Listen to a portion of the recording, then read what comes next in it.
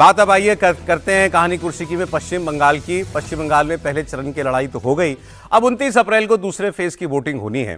कुछ आंकड़े, second phase में टीएमसी बहुत मजबूत है। दूसरे चरण की लड़ाई ममता बनर्जी और तृणमूल कांग्रेस के बिल्कुल हार्डकोर गढ़ के अंदर होने जा रही है। मतलब सेकेंड फेज में ग्रेटर कोलकाता और साउथ बंगाल की लड़ाई है, जहां पर टीएमसी बहुत पावरफुल है। इस फेज में भवानीपुर की सीट भी आएगी, जहां ममता जी चुनाव लड़ रही हैं, एक ही सीट से चुनाव लड़ रही हैं। उन्हें चुनौती दे रहे हैं शुभेंदु अधिकारी, और शुभेंदु अधिकारी ने ये फाइट चूज की है, ये बताना ज्यादा इंपॉर्टेंट है, क्योंकि उन्होंने नंदीग्राम से ये सोच के की थी, नॉमिनेशन किया, वो तो उनका घर है वैसे कि ममता भी यहां आएंगी। ममता नंदीग्राम नहीं गई, वो भवानीपुर ही लड़ी केवल, तो ये भवानीपुर भी आ गए। पिछली बार भी वो नंदीग्राम हार गई थी, भवानीपुर उपचुनाव से वो लड़ी थी और फिर जीत गई थी। 3 बार जीत चुकी हैं, उनके लिए भी घर ही है वो। लेकिन इस बार क्या भवानीपुर भी ममता हारेंगी? इस बार हारी तो मतलब क्या कि 2 कॉन्जिक्यूटिव इलेक्शन में ममता बनर्जी क्या अपनी सीट हार जाएंगी? क्या भवानीपुर का वोटर जो है इस परिवर्तन के बारे में सोच रहा है?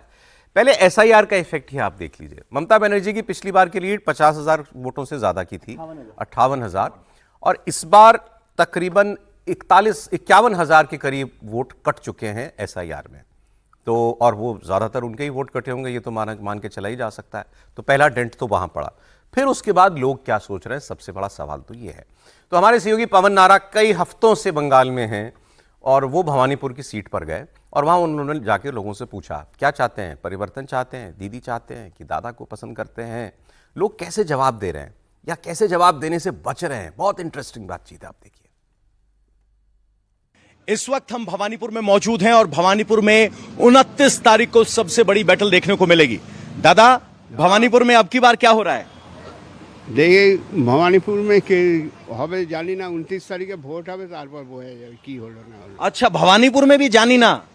ना, यहाँ तो ममता बनर्जी मुख्यमंत्री हैं। वो है तो क्या, हम क्या जानने का, नहीं जाने ममता हार जाएंगी कि जीत जाएंगी? वो नहीं मालूम। नहीं मालूंगी, नहीं मालूम। ममता के गढ़ में अगर कोई कह रहा है कि ममता हारेंगी या जीतेंगी, कह नहीं सकता, तो आप इशारों में समझिए। दादा, क्या नाम हुआ? मेरा नाम है रमेश चौधरी। रमेश दादा, भवानीपुर में क्या स्थिति? एकदम ओके दीदी, ठीक है, एकदम कोई सवाल नहीं, इसका डरने का कोई बात ही नहीं है। शुभेंदु अधिकारी कोई चुनौती है? शुभेंदु जी का बेकार है।